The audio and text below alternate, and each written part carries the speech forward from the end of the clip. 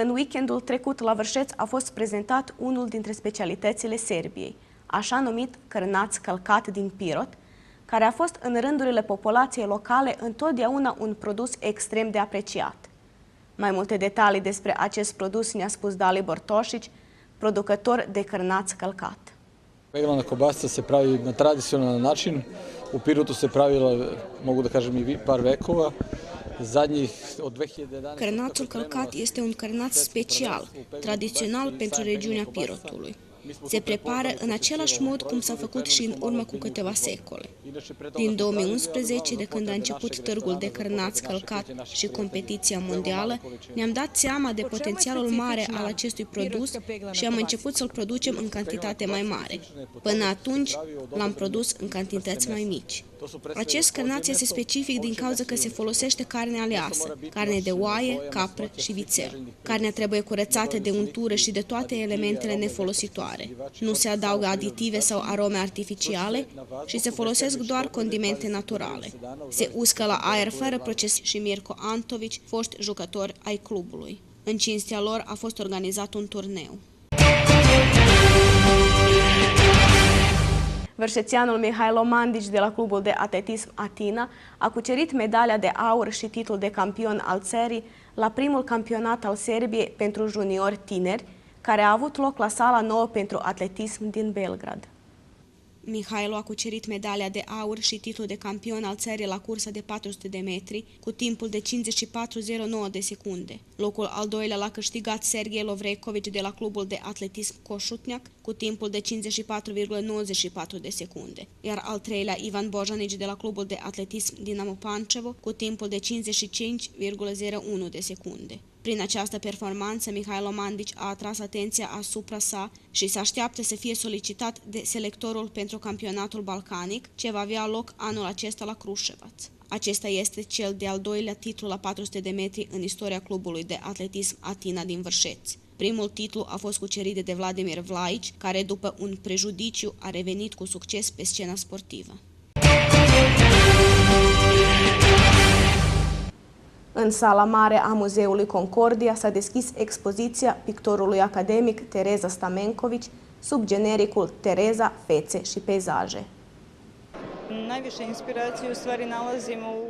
Doresc să vă salut și să vă mulțumesc că ați venit într-un număr atât de mare. Înainte de toate, vreau să le mulțumesc directorilor muzeului, domnului Milan Filipović și domnului Dragan Marković, că s-au decis să organizeze această expoziție. Totodată aș dori să-i mulțumesc domnului Igor Bocun, custosul muzeului din Biserica Albă, care mi-a propus să organizez acest eveniment tocmai la Muzeul orașului Vârșeț.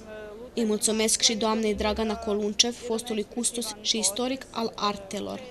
Încă o dată doresc să mulțumesc tuturor celor care sunt prezenți și doresc să se bucure atât cât m-am bucurat eu când am creat aceste piese de artă.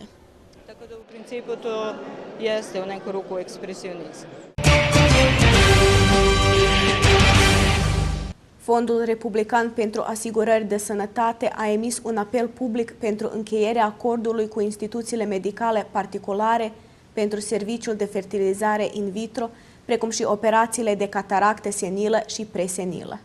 Toate instituțiile medicale interesate în afara rețelei din cadrul planului statal, adică instituțiile particulare de sănătate, pot depune o ofertă de încheiere a unui contract în conformitate cu anunțul public. Pentru fertilizarea in vitro va fi alocat 100 de milioane de dinari din buget, iar pentru chirurgia cataracte 120 de milioane de dinari.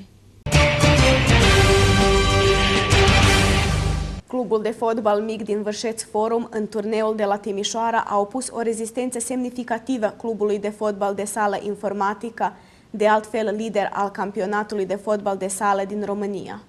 Clubul timișorean, care are în competența echipei sale un jucător brazilian, 4 jucători din selecționata României, 2 jucători din selecționata Serbiei pe Slobodan Janić și Stefan Rakić și unul din selecționata Bosniei și Herțegovinei, Dražen Novoselac, s-a așteptat la o victorie ușoară și nu la un duel adevărat.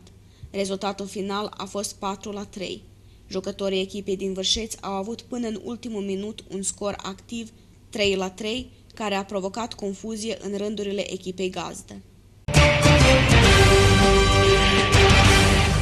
La Muzeul orașului Vârșeț a fost prezentată monografia intitulată Mănăstirile din Clisura Ovčar-Kablar.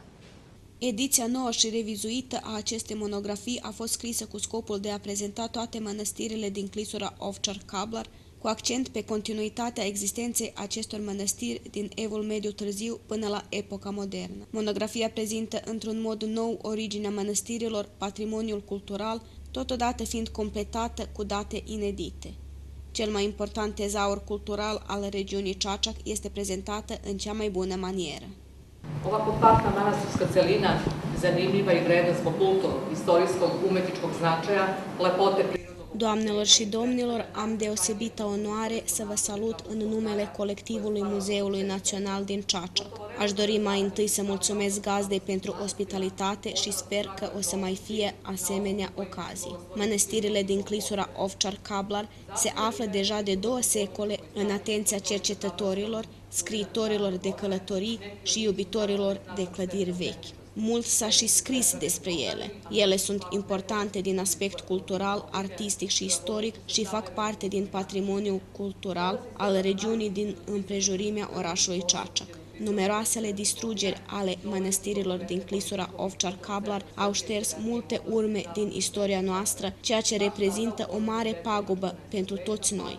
Totuși, multe mănăstiri au reușit să-și păstreze autenticitatea din cauza că se află pe teren greu accesibil. Mănăstirile datează din secolul al XIV-lea. Atunci când Imperiul Otoman a cucerit și meleagurile noastre, credința ortodoxă a fost supusă schimbărilor. S-au schimbat și mănăstirile, în primul rând datorită faptului că nu au mai avut sursele necesare pentru existență.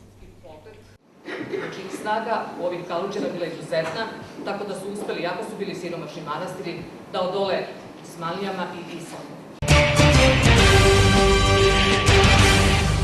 La Teatrul Național Steria a avut loc lansarea celei de-a 3-a ediție revizuite a cărții Povestiri din Dečani și alte povestiri, organizate de Comunitatea Bisericii Ortodoxe Sârbe, filiala Vršac. Uvod za ovu knjigu je nastala Nu sunt la Vršac pentru prima dată.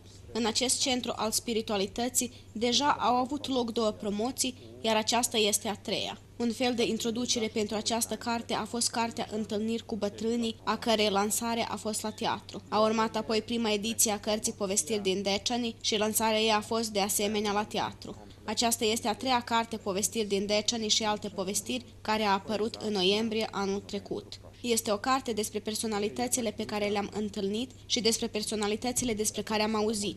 Am simțit nevoia ca acești oameni, care nu sunt toți călugări, să fie salvați de uitare. Datorită mitropolitului Amfilohie, fost episcop al Vršațului, s-a și realizat această carte. El a vizitat Dečani de mai multe ori și când a venit în urmă cu 4 ani, a vizitat și mănăstirea noastră, Mănăstirea Sfântului Luca, din cadrul Episcopiei Kruševac, care este în prezent în fază de reconstruire. Am vorbit despre diferite personalități. Prezent a fost și Radmila Mileșev, editor al ziarului Svetosavsko Zvonce. Atunci mitropolitul ne-a spus că ar trebui să scriem o carte despre toate aceste personalități despre care am discutat, așa că noi am îndeplinit dorința lui. Cu binecuvântarea episcopului Nicanor, fiecare promoție a avut loc aici, inclusiv a 3-a, și el a promis că în seara aceasta va și vorbi. Aștept cu nerăbdare această întâlnire, deoarece fiecare pretext de întâlnire cu cineva este un pretext bun.